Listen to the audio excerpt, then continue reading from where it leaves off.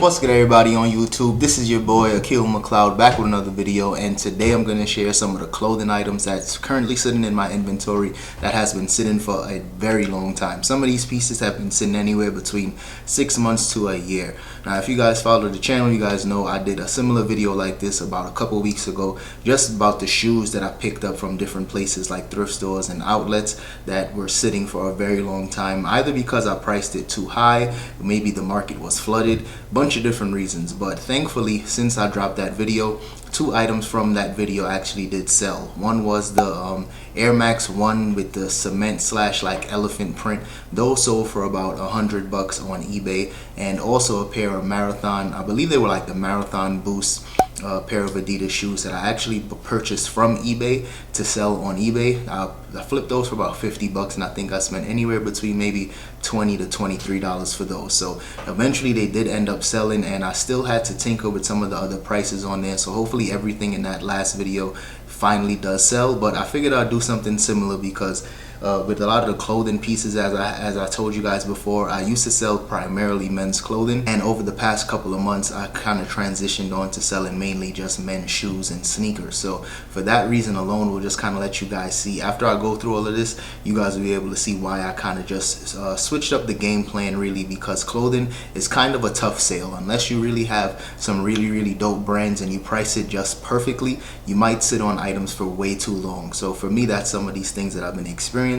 So without further ado, let's get into it. Alright, y'all, so first off is this spider jacket. I believe this is a spider Mo jacket, and this is a vintage piece. And I remember when I picked this jacket up, I was super excited about it. I'll see if I can find some of the footage during the trip to the thrift when I did pick this one up, and I think I spent maybe $8 or $9 for this jacket. And at the time I thought it would sell for at least $120, maybe $150, and I just priced it on the higher end, but of course I still wanted to accept offers just in case I got a really strong offer.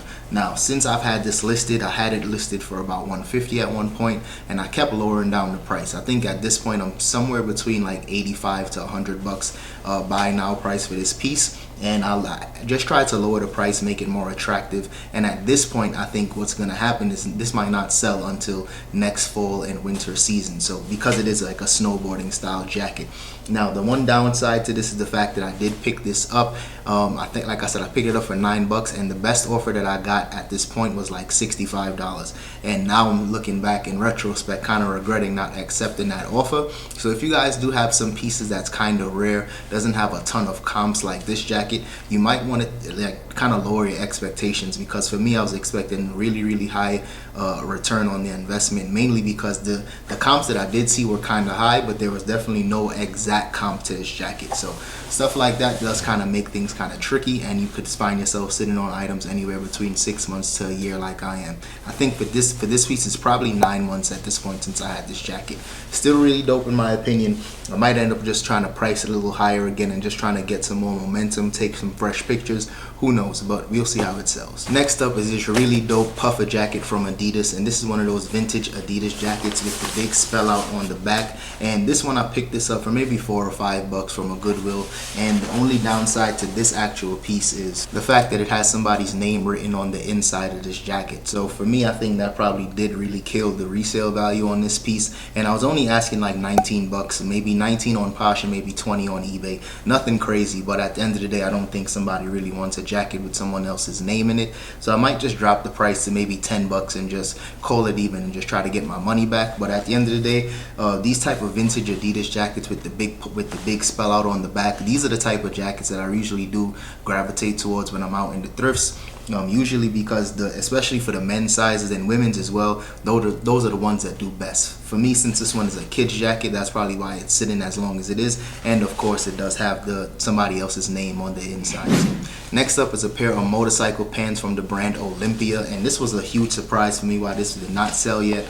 Similar pants in similar condition. This one is actually brand new with tags, had sold for like $150, $120. I seen the really high comp, so I was excited when I picked this one up. But at the time now, it's been probably over a year at this point, and they did not sell yet. So I might have to drop the price again. I might have to take some new photos. I might just have to, I don't know, I'm gonna have to figure out why this piece didn't sell. Maybe I just priced it way too high and it has been sitting because it's just way out of the market. Who knows? I'm gonna have to just go back and check on this piece. But that's also super important. Anytime sales don't come as fast as you would like it to, it's usually because the price is either too high, it might be too low. So for me, I'm just gonna have to go back in, do some research and see what's actually wrong with this actual listing. But at the end of the day, I'm pretty sure this still will sell for some decent profit whenever it does sell, because I only think I spent maybe $5 or $6 on this. So we'll see how long this one takes to sell. Next up, we got a dress shirt from the brand Belvest, and Belvest is not a well-known brand by any means. It's kind of a luxury brand, but for those that really into menswear, they would know more about Belvest. And the comps on eBay definitely was kind of all over the place when I first picked this shirt up. I seen some sell for like 20 and I seen some sell for as high as 50. So I priced mine somewhere in the middle, I think like 30 or 40 bucks, and it has been sitting ever since. And I actually lowered the price down again, and I think I'm asking maybe 25 bucks at this point, and it's still been sitting for a very long time. So I'm not gonna say don't pick up Belvest, but maybe just the dress shirts I would stay away from. Sold some blazers and some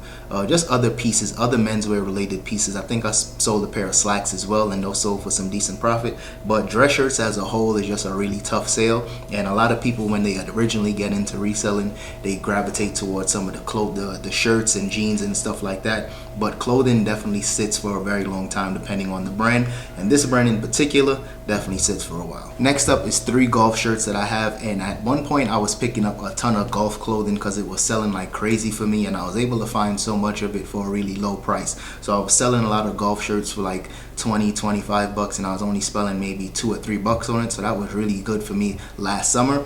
So at this point, these are the only ones that's left from that huge lot of the golf shirts I was picking up.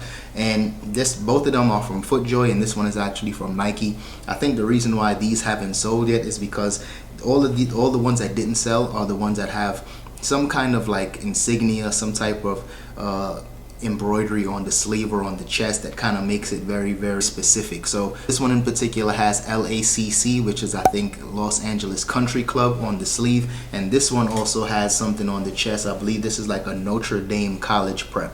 So I remember picking these up and I was thinking to myself, maybe somebody might not be that interested in it because it does have these like very specific embroideries on it, but at the same time I know Notre Dame is a very, very like prestigious school, very popular school, so I figured somebody might still want this, and it's a dope color, so I figured I'll take a chance on it. But both of them have been sitting for a while, and I've only listed these for about 20 bucks and they still didn't sell.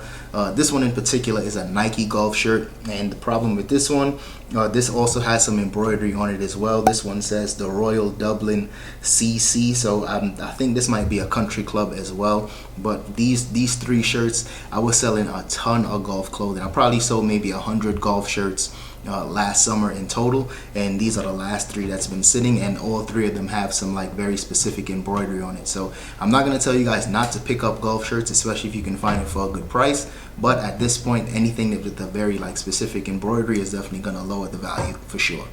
Next up is another vintage piece, and this one is like more like a Coogi style sweater, and last year these were selling for me like crazy. I used to pick these up anytime I can find them, and I was selling them anywhere between like 40 bucks to as high as 100 plus, especially if they were Coogi. This one is actually from the brand St. Croix Knits, and this is the last one that I had from that huge lot that I was buying last summer. And at this point I'm not necessarily sure why this one didn't sell yet. All the other ones that I had from the same St. Croix Knits, they all sold for about 50 bucks plus. So this one in particular, in my opinion, it's a really dope print, but maybe they just didn't find the right buyer yet. So I'm gonna probably lower the price, and then it might not sell until next fall and winter because people aren't necessarily picking up sweaters right now. So we'll see how long it actually takes for this one to sell. But St. Croix Knits is definitely still a really good brand to be on the lookout for, because these Coogi style sweaters are still really, really popular. Next up, we got this puffer vest from the brand Belfield, and this was my first time picking up this brand. I didn't see a ton of comps either, but when I did pick this up, I thought it was dope. I thought it was a nice color,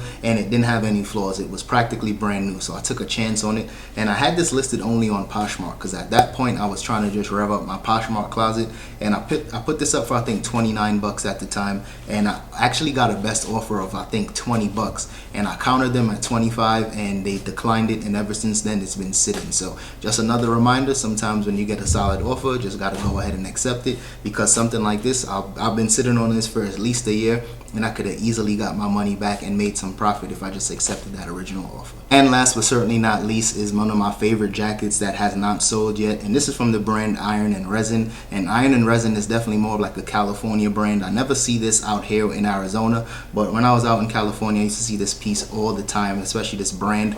And I sold several jackets that's very similar to this. They're called like trucker jackets, Eisenhower jackets, very popular style.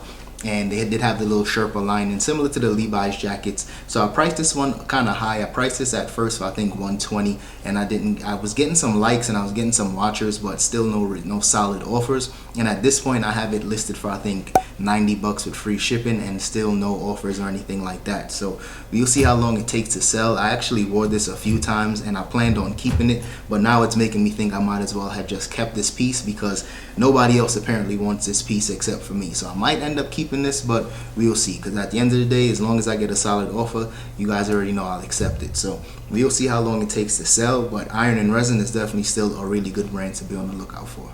Alright y'all, that's all I got for today's video. So if you guys enjoyed that one, or if you learned something new, definitely let me know. Slap the like button, drop a comment, and I'll see you guys in the next one. Peace. They know what I'm on. Stop with the and give me the strong.